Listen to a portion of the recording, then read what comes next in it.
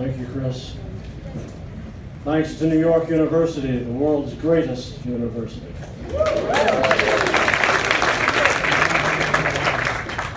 My thanks to 4 generations of Lockerbies in the second row.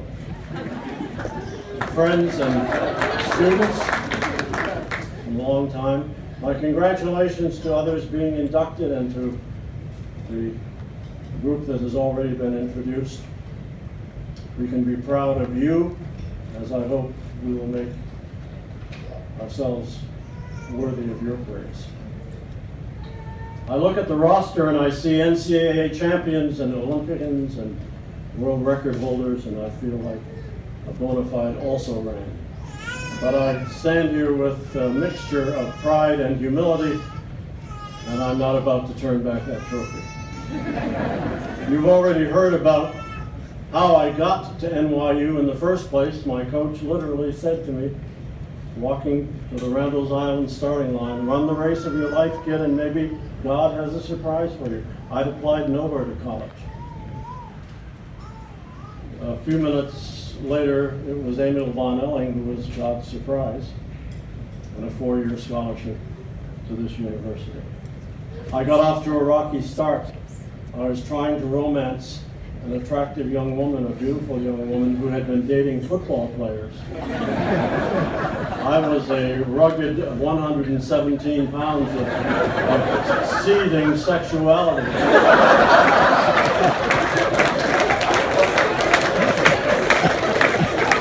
And so I invited her to Van Cortlandt Park.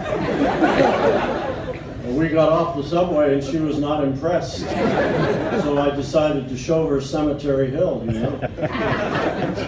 And as I was showing her the rigors of ascent up Cemetery Hill, my race went by. My team and the opponents went by. I had been so distracted, so fascinated, that I missed my race. Von Elling was not pleased. He sent me on twice the distance. And over the next 4 years, he never failed to ask, "Is that woman coming to the meet?" That woman is not only coming to the meet, but she's sitting here.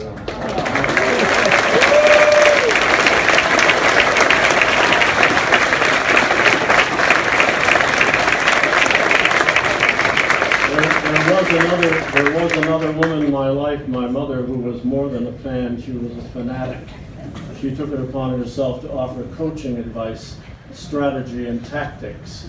My father cared about whether or not I won, but my mother cared about how I won, and whether or not I had taken the lead early enough to discourage the opposition. I'm here because of teammates who made me a better athlete. Teammates whose own courage and commitment challenged me to emulate them. And among those teammates, my Olympic 1956 teammate, Elliot Denman, also a member of this Hall of Fame. I'm here with 3 children who were themselves runners and coaches. It runs in the family, you might say. And last month, with our older son, we were on a business trip to St. Lucia, and he booked us for an oceanside restaurant 93 steps down from the parking lot to the tables, which meant, of course, after the delicious meal, 93 steps back up. And as he saw me panting and gasping and struggling about midway, he said, "Think of Van Cortlandt Park. Think of Cemetery Hill." And I said, "And when we get to the top, we surge over the top." Because that's the lesson I learned at NYU. We don't care about how steep the ascent is, how hard and challenging it is.